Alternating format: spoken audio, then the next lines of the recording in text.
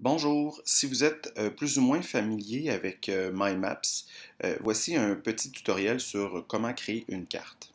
Donc, première des choses, vous devez vous rendre dans My Maps. Donc, vous pouvez taper My Maps sur Google et ça va vous rendre à peu près à une interface qui ressemble à ceci. Donc, ce que vous voulez faire, c'est créer une carte. Donc, on va cliquer sur Créer une carte.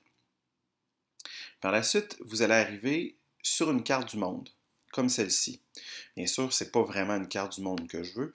Je veux qu'on aille vers Québec, parce que c'est Québec que vous avez étudié. Donc, vous pouvez tout simplement aller à Québec, Québec, comme ça. Et comme ça, vous allez arriver à Québec.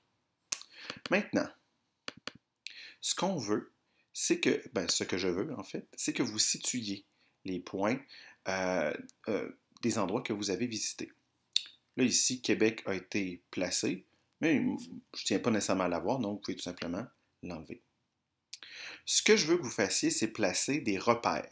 Sur ces repères-là, vous allez insérer les photos avec la description de, par exemple, pourquoi cet endroit-là est particulièrement patrimonial. Donc, c'est ce qu'on va faire. Tout le monde connaît le château Frontenac, donc on va faire le château Frontenac. Je veux que vous placiez un point de repère. Donc, vous avez ici Ajouter un repère. Vous cliquez et vous allez le placer à l'endroit où se trouve le château Frontenac. Le château Frontenac, il se trouve ici. Donc, ce que vous allez écrire dans le point, c'est Château Frontenac. Enregistrer. Là, ce que je veux, c'est que vous insériez vos photos. Donc, on va aller insérer des photos. Donc, vous pouvez en importer en sélectionnant le fichier. Vous avez toute une série de façons de le faire. Allez chercher dans Google Drive. Vous avez, là, je pense que ça va bien aller pour ça. Moi, ce que j'ai fait, c'est que j'ai deux photos ici sur mon bureau. Ce que je vais faire, c'est que je vais les prendre et je vais les glisser tout simplement ici. Bon, clairement, je ne peux pas glisser deux fichiers. Donc, ce que je vais faire, c'est y aller un à la fois, tout simplement. Et ça va marcher. Et de 1. Et là, ce que je peux faire, je peux en ajouter un autre en cliquant sur le petit plus. Ici, j'ai une photo de l'intérieur du château Frontenac. Donc, comme ça, regardez, avec le menu défilant, j'en ai deux. J'ai la première, j'ai ma deuxième. Là, maintenant, ce que je veux savoir, c'est pourquoi le château de Frontenac, par exemple, c'est un lieu qui est patrimonial.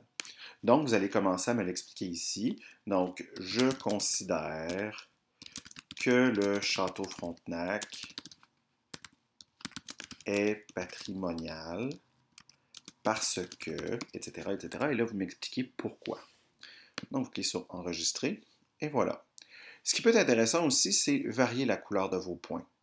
Comme ici, le point est bleu par défaut, mais ce que vous pouvez faire, vous pouvez cliquer ici sur le style, changer de couleur et changer de style également, comme ça ici.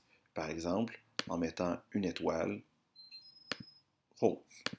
Donc, voilà, donc pour le château Frontenac. Vous pouvez changer le titre de votre carte ici, donc, mettons Québec, ville patrimoniale, enregistrer. Donc, vous pouvez toujours modifier ça et donc tout ça s'enregistre automatiquement. Ce qui va être important, ça va être de me partager cette carte-là une fois qu'elle sera complétée. Donc, ce que vous pouvez faire, tout simplement, c'est la partager en cliquant ici. Et donc, vous écrivez mon courriel, donc à JF Gosselin, c'est sûr que c'est moi qui ai fait, donc ça ne marche pas.